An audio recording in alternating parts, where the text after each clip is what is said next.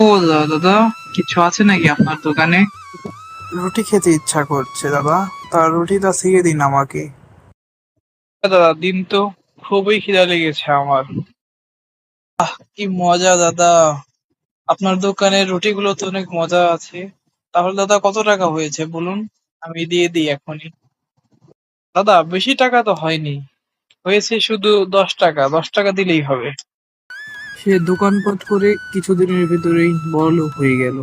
সব সময়ই দোকানের ভেতরে মানুষ আসা যাওয়া করতেই লাগলো। বা দাদা, আপনার দোকানের চা তো অনেক মজা। দুধ চা অনেক খাঁটি বোধ হয়। বাহ, এভাবে যদি চলতে থাকে দোকান, তাহলে তো আমি কিছুদিনের ভেতরে লাখপতি হয়ে যাব। ভাবছি একটা বাড়ি দেব। বাড়িতে গিয়ে দেখি কত টাকা জমলো। তারপরে তো আবার মিস্ত্রিকে ডাক দিতে হবে।